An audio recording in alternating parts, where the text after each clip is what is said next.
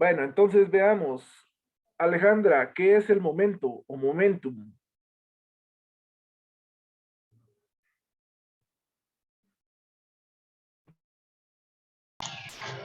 Es una como que fuerza que se da, Inge.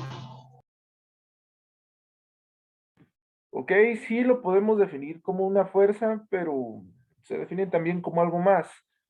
Katy Leal, ¿me podrías decir qué es el momento?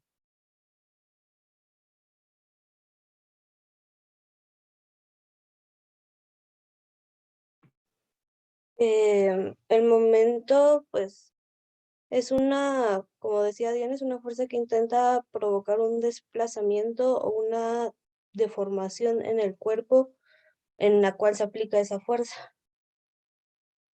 Ok, sí, ahí ya tenemos un concepto un poquito más elaborado sobre qué es un momentum. Realmente un momentum es un par de fuerzas que se aplican en sentido contrario, que distan una de otra una distancia X o una distancia D, que en su momento hace girar la pieza, girar la estructura, girar la viga, la columna, la losa que estamos tratando de trabajar. Ese giro, ese par de fuerzas, ese momentum, lo que hace es deformar la estructura molecular de nuestro, llamémosle, de nuestro elemento, y entonces con eso se genera cierto desplazamiento, se generan deformaciones, y pues a partir de ahí es donde empezamos a trabajar una curva esfuerzo de formación unitaria. Veamos, Katia, ¿cómo se calcula el momento? Buenas noches, Inge. Buenas noches.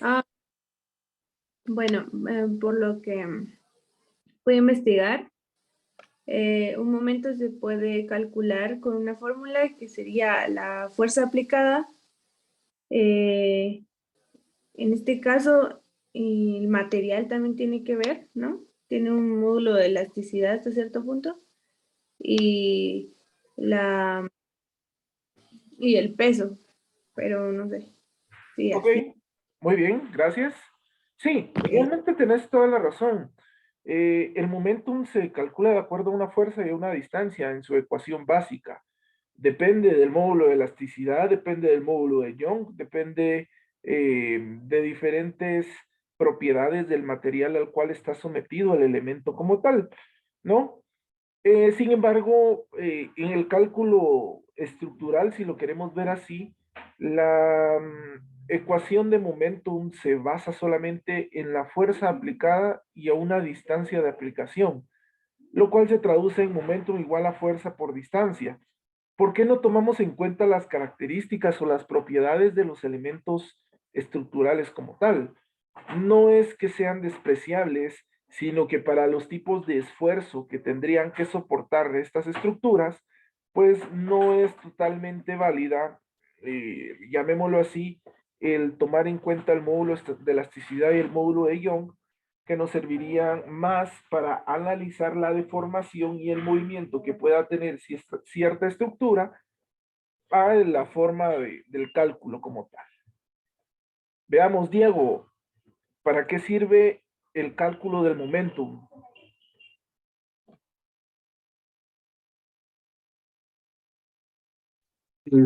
Básicamente para saber la, digamos, por decirlo así, la fuerza aplicada eh, en cierto punto y en cierto eje y a qué distancia, ¿no? Ok, sí podría ser, José Luis, la misma pregunta, ¿para qué sirve el cálculo del momentum?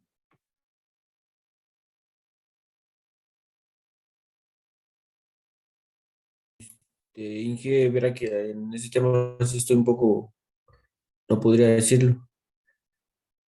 Ok, gracias. Vamos a ver.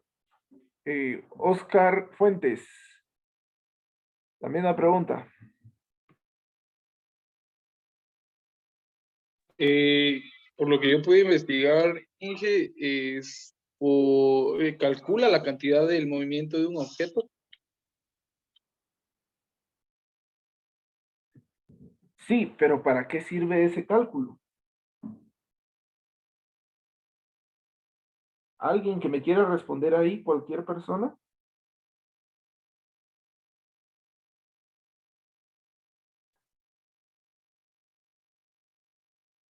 Bueno, realmente el momentum nos sirve para poder calcular las deformaciones, el esfuerzo que va a soportar y algo que es muy importante es, primero, la deflexión y segundo, como lo decía Araceli, tal vez no la curvatura de un elemento al 100%, pero sí nos serviría para calcular el tipo de diseño que nosotros necesitamos para poder establecer el tipo de estructura que soportaría cierta carga.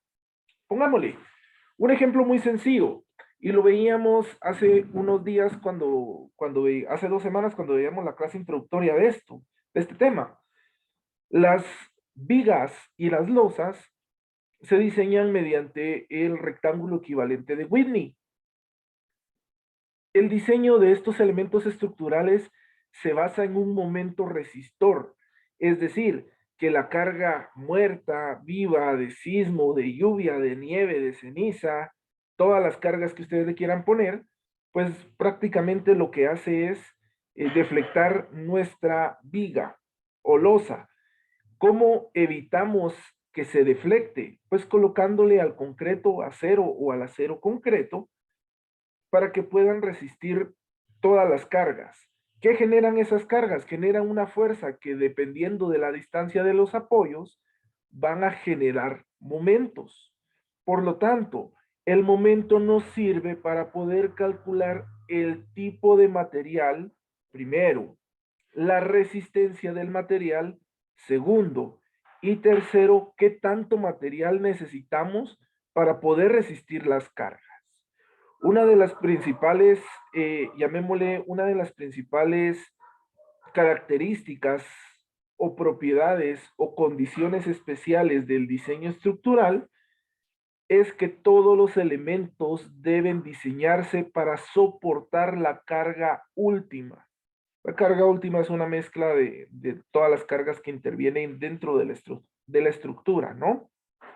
Si hablamos de las columnas, una columna, si muy bien tiene una carga puntual que deflecta a nuestro elemento estructural, pues ahí diseñamos igual nosotros el área de acero de acuerdo a qué tanta carga soporte la columna y qué tanta deflexión pueda tener, a lo que le llamamos una flecha. Y por último, pues las zapatas, tenemos ciertos elementos especiales de acuerdo a las presiones de tierra, presiones inversas, presiones de cargas puntuales, pero que en su momento también podemos llegar a colocar y a diseñarla mediante ciertos momentos como tal. Sin embargo, para eso pues creo que nos hace falta todavía ciertos elementos que nos ayudarían a determinar pues de alguna manera ciertos puntos de aplicación. En este caso, nosotros vamos a definir como el momento o momentum, lo vamos a definir mediante la variable m, que esto será igual a fuerza por distancia. Entre mayor fuerza y mayor distancia se incrementará el momentum, es decir, que la fuerza de rotación será mayor. Es ahí donde decimos que grandes luces, es decir, distancias entre ejes de columnas, por ejemplo, no deberían ser mayor a 9 metros. ¿Por qué? Entre más distancia, mayor fuerza, mayor momentum. Significa que las secciones transversales de nuestros elementos estructurales deberían de ser más robustas. Y si son más robustas, más peso. Y si es más peso, más grande la cimentación. Y entre más grande la cimentación, más costo. Es decir, todo es una cadena como tal. ¿No?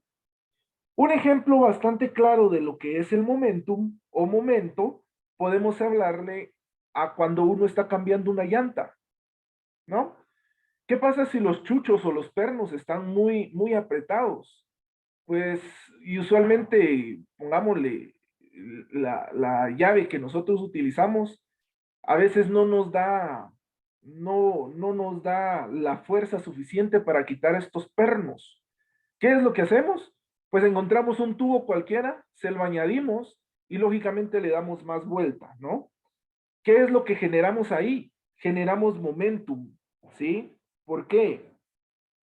veámoslo de una manera muy desapasionada. Si tenemos nuestra llanta, tenemos nuestro perno y lógicamente tenemos nuestra llave de esta manera y la queremos colocar acá, si nosotros le aplicamos una fuerza y la medimos con cierta distancia, una distancia D, esto generará en el punto en donde tenemos el perno, pues generará cierto momentum, ¿no? Si nosotros le añadimos un tubo extra a nuestra llave, es decir, que ya la distancia es mayor, aunque la fuerza sea la misma, el momentum, entonces acá, en este punto muy en específico donde está el perno, pues se maximiza. Y con eso pues generamos que ya podamos quitar la llanta, ¿no? Por lo tanto, podemos decir que el momentum depende de dos cosas. Primero, de la distancia y segundo, de la fuerza. Dentro de las ecuaciones de equilibrio que veíamos la semana pasada, podíamos definir de cierta manera que la primera y la tercera ley de Newton nos dicen que todo cuerpo está en reposo hasta que no llegue una fuerza a moverlo y que toda fuerza tiene una reacción de la misma magnitud, pero en sentido contrario. Lo que nos dice esto es que la sumatoria de momentos en cualquier estructura en la cual estemos tratando de hablar o analizar, pues lógicamente esta sumatoria siempre tiene que ser igual a cero.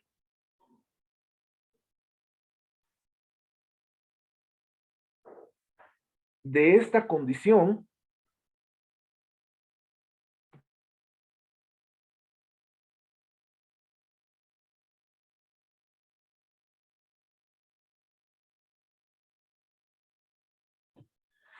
entonces decíamos que de alguna manera, pues para determinar nosotros el uso de las ecuaciones de equilibrio, tendríamos que decir que prácticamente la sumatoria de momentos dentro del cuerpo que estamos trabajando o la estructura que estamos trabajando debería ser igual a cero.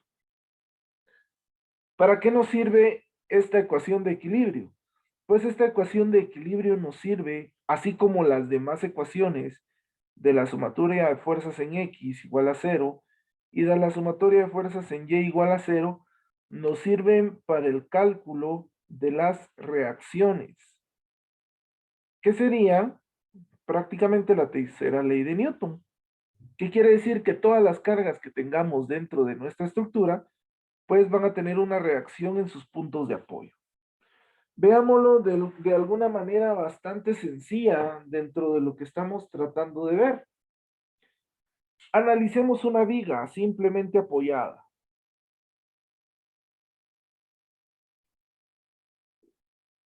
Y digamos que tenemos una viga rectangular que su sección no la sabemos, ¿no? Y que en su momento puede ser cualquiera.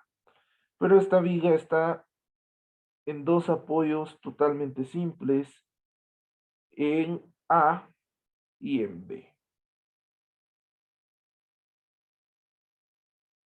Vamos a tener una carga puntual, una carga P, colocada en una distancia a la cual le vamos a llamar una distancia D.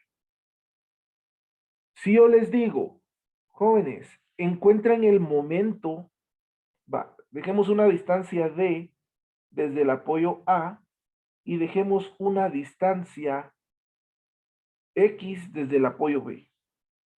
Si yo les digo, jóvenes, encontremos la sumatoria de momentos en el punto A, bueno, entonces deberíamos decir que la sumatoria de momentos en el punto A, para que todo esté en equilibrio estático, debería de ser igual a cero, ¿no?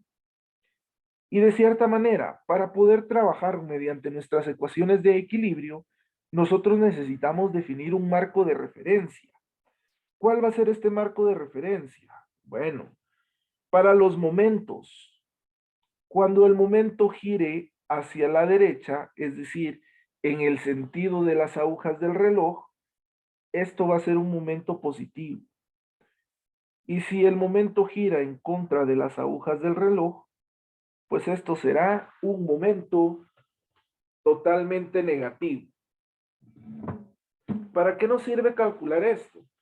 Bueno, porque entonces nosotros deberíamos de decir, para poder analizar este tipo de casos en la sumatoria de momentos de A, pues deberíamos de decir que esta carga P, como no está colocada directamente sobre el apoyo, pues lógicamente deberíamos de tratar de decir que va a generar un momento, debido a esta distancia a la cual le llamamos una distancia D.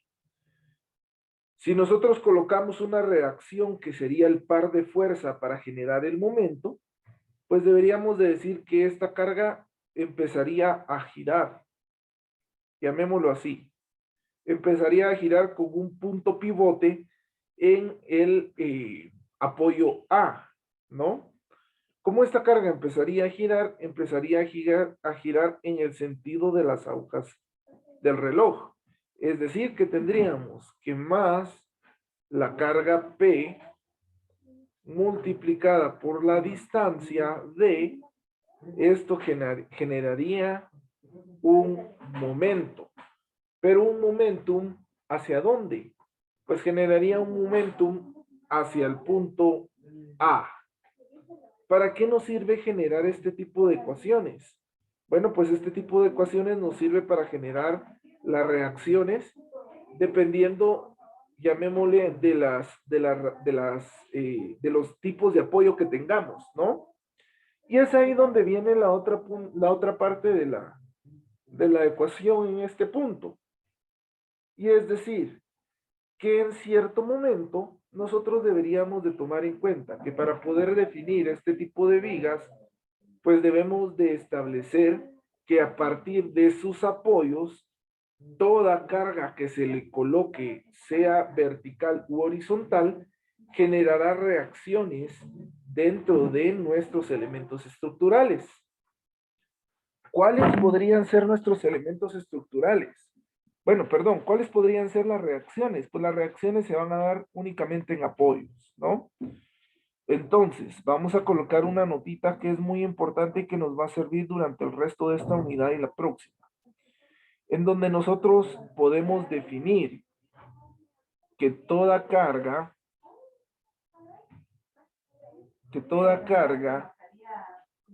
colocada en nuestra estructura, perdón, en una estructura,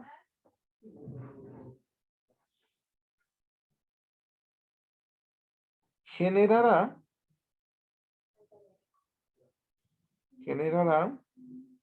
reacciones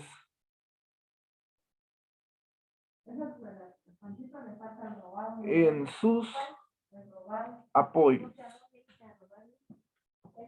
¿Para qué necesitamos nosotros conocer las reacciones en los apoyos de una viga, por ejemplo? Bueno, pues esto lo necesitaremos nosotros para poder colocar ciertos elementos que nos ayuden a poder dispersar estas reacciones, ¿no?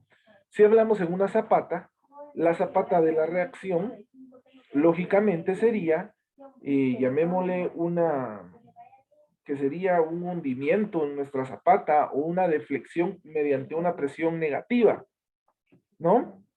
Que en su momento pues sería algo sumamente complejo de tratar. ¿Cómo evitamos que esas reacciones inversas se den en nuestra zapata? Pues lógicamente mediante el análisis de sus reacciones como tal. Y es por ello que la semana pasada hablábamos sobre las reacciones de acuerdo a los tipos de apoyo, que podría ser un apoyo simple, que tendría que ser una reacción, un apoyo articulado que ya tenía 2 reacciones, un empotramiento que tenía ya 3 reacciones y un voladizo que también podría generar 3 reacciones, que mediante los diagramas de cuerpo libre que vimos anteriormente, pues estos también nos generaban ciertas ecuaciones como tal, ¿no? Para poder determinar eso, vamos a analizar precisamente esta viguita que estamos viendo acá. Esto va a ser bastante sencillo. Y vamos a verlo mediante un ejemplo en estos últimos 15 minutos que nos quedan de la clase. Vamos a decir que tenemos una viga de la manera en donde tenemos una carga uniformemente distribuida en W multiplicado por 15 newton por metro. Bueno, una carga W que tiene un valor de 15 newton por metro, que está aplicada en toda la viga. Tendremos una carga puntual de 5 newtons y también tendremos que esta carga puntual estará colocada a 2 metros de nuestro punto A. ¿Para qué nos sirve esto? Bueno, este diagrama lo podemos transformar en un diagrama un poquito más sencillo, en donde solo tengamos prácticamente nuestros apoyos, ¿no? Como son dos apoyos totalmente simples, pues nosotros podemos definir que estos apoyos simples van a tener una reacción hacia las cargas que se le estén colocando de la manera vertical. Es decir, si estas cargas son verticales hacia abajo por el efecto de la gravedad, entonces las reacciones de estos puntos de apoyo van a ser totalmente inversas, tal y como lo dicen las leyes de Newton. A estas reacciones nosotros le podemos llamar la reacción en A y la reacción en B. ¿Para qué nos sirve esto? Bueno, esto nos sirve para poder determinar qué acciones llevaríamos a cabo dentro de nuestros apoyos. ¿Cómo encontramos esas reacciones? Bueno, para ello nos tenemos que auxiliar dentro de lo que son nuestras condiciones de equilibrio estático, diciendo que la sumatoria de fuerzas en Y sería igual a 0 y colocando nuestro marco de referencia, que todo lo que va a ir hacia arriba va a ser positivo. Por lo tanto, podríamos decir entonces, analizando todas las cargas que se aplican en este punto, podríamos establecer de cierta manera que qué cargas tendríamos. Bueno, primero tendríamos la carga A, ¿no? Perdón, la reacción en A, que sería esta carga hacia arriba, ¿no? A lo cual le vamos a llamar más la reacción en A. Luego de ello, podríamos decir que tenemos la siguiente carga, que es una carga P. Esa carga P, como va hacia abajo, nosotros la colocamos como menos 5. Luego tendremos otra carga que es la carga W, que es una carga uniformemente distribuida a lo largo de toda la viga. Ok, ¿cómo hacemos para realizar el análisis de fuerzas en Y con esta carga? Pues ahí es sumamente sencillo, porque decimos que como la carga es totalmente horizontal, perdón, totalmente vertical hacia abajo, decimos que es negativa y que su valor es de 15, tal y como lo establece el problema, ¿no? Sin embargo, está aplicada no en un punto, sino está aplicada a lo largo de toda la viga. Por lo tanto, lo tendremos que multiplicar esta carga por la longitud de su, llamémosle la longitud en donde está aplicada la carga, ¿no? Como ya tenemos determinadas ambas cargas, pues ya solo nos queda ver sobre la reacción en B, que prácticamente sería más la reacción en B. Y para que todo esto esté en equilibrio estático, pues prácticamente esto sería igual a 0. Ok, teniendo esta ecuación, entonces me voy a recordar de algo que asumo que lo vieron en Mate 1, que se recuerdan que si tenemos dos incógnitas dentro de una misma ecuación, para crear el sistema de ecuaciones, para determinar averiguar estas variables, pues deberíamos de tener otra ecuación. Si son dos variables, necesitamos dos ecuaciones, ¿no? ¿Cómo haríamos para encontrar estas dos ecuaciones? Pues simple y sencillo. Ya nos apoyamos en nuestra sumatoria de fuerzas en Y. Ahora apoyémonos en nuestra sumatoria de momentos desde el punto A igual a 0 y todo lo que gire a la derecha va a ser positivo. ¿Por qué? Porque con esta sumatoria de momentos encontraremos la otra ecuación o moldearemos la otra ecuación para poder encontrar nuestras reacciones. Sin embargo, previo a hacer eso, pues vamos a terminar de resolver la ecuación que estamos viendo en este punto, ¿no? En donde decíamos que la reacción en A menos 5 menos 15 por 350 nos daría 52.5 menos 52.5 más la reacción en B sería igual a 0. Entonces, la reacción en A menos 5 y menos 52.0 nos queda menos 57.5 más la reacción en B igual a 0. Hasta aquí prácticamente nosotros ya podemos despejar para la reacción en B. Y decimos entonces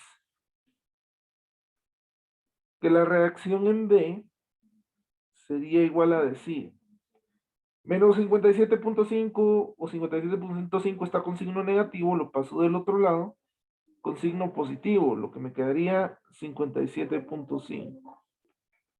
La reacción en esta positiva la paso del otro lado negativa, entonces me quedaría menos la reacción en A. Y esta ecuación que tenemos aquí, prácticamente, sería nuestra ecuación número 1. Pero ahora, como les decía anteriormente, para dos incógnitas necesitamos dos ecuaciones. Y nos apoyamos en la sumatoria de momentos, donde decimos que la sumatoria de momentos en A sería igual a 0. Y que todo lo que gire a la derecha va a ser positivo. Ok, analicemos la viga. ¿Qué cargas tenemos? Primero, tenemos la reacción en B, tenemos la reacción en A también, tal y como lo vemos en este punto de acá. Solo que ahora ya lo integramos a nuestro diagrama general, ¿no? ¿Qué otra carga tenemos? La carga P y la carga W. Ok. La carga P se encuentra, mejor dicho, aplicada a 2 metros de nuestro apoyo A. Para hacer la sumatoria de momentos, nosotros necesitamos, llamémosle, estudiar todas las cargas que dependan directamente, bueno, que interfieran directamente en el punto de apoyo que estamos analizando. En este caso es A. La primera carga va a ser la carga P. Si la hacemos girar, esto giraría hacia la derecha. Por lo tanto, va a ser positivo. Y vamos a decir, la sumatoria de momentos en A va a ser igual a más la carga de 5, pero nos recordamos que momento es igual a fuerza por distancia. Por lo tanto, esta fuerza debe estar multiplicado por la distancia de aplicación de la carga hasta el punto de análisis, que en este caso serían los 2 metros. Por lo tanto, decimos más 5 multiplicado por 2. Luego, ¿qué otra carga tendríamos? Bueno, tendríamos la carga W, que es la carga de 15, ¿no? La carga de 15 está aplicada a lo largo de toda la viga. Entonces, la carga de 15 la vamos a multiplicar por 3.50 nuevamente. ¿Por qué? ¿Por qué por 3.50? Porque lógicamente está aplicada a lo largo de toda la viga. Por lo tanto, tiene aplicación en toda la viga. Ahora, ¿cuál va a ser el punto de aplicación del momento de la carga W? Este punto de aplicación deberíamos de decirle o deberíamos de llamarlo de cierta manera el centroide de la carga. Así se le llama teóricamente, ¿no? El centroide de la carga uniformemente distribuida, como su nombre lo dice, queda en el centro, ¿no? ¿Y cuál es el centro de la distancia de aplicación de la carga? Si la distancia de aplicación es 3.50, entonces prácticamente el centroide, que sería la mitad, estaría aplicado hacia 1.75. Lo que en su momento, pues, sería el brazo o la fuerza de aplicación del momento como tal. Por lo tanto, a esa multiplicación de 3.50 por 15, la vamos a multiplicar por 1.75. Luego, ¿qué otra carga tenemos que interfiera directamente con la aplicación de la reacción en A? Pues lógicamente tenemos la reacción en B, que aunque es una fuerza interna, pues lógicamente afecta en el funcionamiento de mi punto de apoyo A, ¿no? Esta reacción, si nosotros la hacemos girar, como va hacia arriba, la hacemos girar, gira en contra de las manecillas del reloj. Por lo tanto, vamos a decir que esta carga es negativa. Entonces decimos que esa carga sería el valor de la fuerza, la reacción en A, perdón, la reacción en B, multiplicada por el brazo que generará el momentum, ¿no? Que en este caso sería toda esta distancia que existe entre el punto A y el punto B, que tendría que ser 3.50, ¿no? Entonces decimos reacción en B por 3.50, y como ya no tenemos otra carga, lo igualamos a 0. Y ahora sí, tenemos una ecuación con solamente una variable. Por lo tanto, en su momento, podemos ya despejar para el valor de esa variable. Diríamos 5 por 2, 10. Más 15 por 3, 50, nos quedaría 52.50. Menos la reacción en B por 3.50 igual a 0. 10 más 12.50 nos quedaría 62.50. Menos la reacción en B por 3.50 igual a 0. Ok, teniendo esta parte ya simplificada, deberíamos de decir que entonces ahora despejamos para RB, lo cual decimos, RB está restando, pasa del otro lado, sumando, lo que nos quedaría 62.50 igual a RB multiplicado por 3.50. Este 3.50 está multiplicando, pasa al otro lado, dividiendo, lo que nos quedaría 62.50 dividido dentro de 3.50 sería igual a RB. Por lo tanto, 62.5 dividido 3.5 nos daría aproximadamente 17.86, que ese sería el valor de la reacción en B. Ok, ya tenemos el valor de la reacción en B. Ahora chequemos el valor de la reacción en A. Y para ello, pues utilizamos nuestra primera condición, ¿no? La primera condición que decía que RB es igual a 57.5 menos RA. La copiamos y decimos, RB es igual a 57.5 menos la reacción en A. Si sustituimos este valor, nos quedaría que 17.86 aproximadamente es igual a 57.5 menos la reacción en A. Nuevamente tenemos solo una ecuación con una incógnita, pues ya solo despejamos y decimos RA está restando, pasa al otro lado sumando, y 17.86 está sumando, pasa del otro lado restando, lo que nos quedaría como RA igual a 57.5 menos 17.86. Por lo tanto, la reacción en A nos quedaría 39.64 newtons. Por lo tanto, ¿cuál sería la respuesta final de nuestro ejercicio? Bueno, la respuesta final es que la reacción en A sería igual a 39.64 newtons y que la reacción en B sería igual a 17.86 newtons.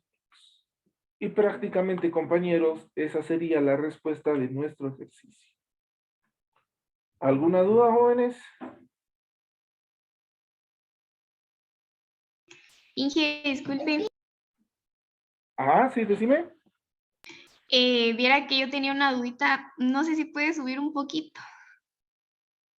De donde sacó el 1.75, sí sé que fue de la mitad, pero ¿cómo fue que o sea, surgió, digamos, ese Ok. 1.75? Buena pregunta. En este caso, podríamos decir que el 1.75 surgió lógicamente de la mitad de 3.50. ¿Pero por qué? Bueno, porque la carga está colocada directamente sobre toda la longitud de la viga, es decir, sobre los 3.50 como tal, ¿no? Entonces, al momento de sacarle el centroide, pues nos da justamente en el medio de la viga. ¿Qué pasaría si la carga estuviera colocada solo de esta manera? Es decir, solo dentro de 2 metros. Bueno, al momento de poder sacarle el centroide, las cargas uniformemente distribuidas siempre quedan en el centro. ¿En el centro de qué? En el centro de su punto de aplicación. Entonces acá ya no podría ser la longitud total de la viga, porque la carga no estaría directamente sobre toda la viga, sino estaría solamente en los 2 metros. Por lo tanto, su centroide sería la mitad de 2 metros, que nos quedaría 1 metro. No sé si me doy a entender con eso. Sí, Inge, gracias. Ok. ¿Alguna otra pregunta, compañeros?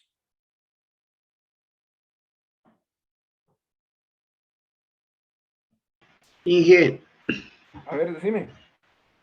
digamos, no es del tema, digamos, sino que con relación a la tarea, que como no había carpeta, entonces no sabíamos de Ah, no hay eso. carpeta todavía. Va, esa ahorita la voy a No. crear. Me hacen favor de subirla. Perdón, se me fue el rollo ahí de crearla. Pero bueno, compañeros, entonces, si no hay más dudas, vamos a dejar el Zoom del día de hoy hasta acá y vamos a seguir resolviendo más ejemplos de este tema el día de mañana. Entonces, que tengan buena noche, compañeros, y nos vemos mañana. Feliz Buenas noche. noches. Feliz Buenas noche. noches. Eh,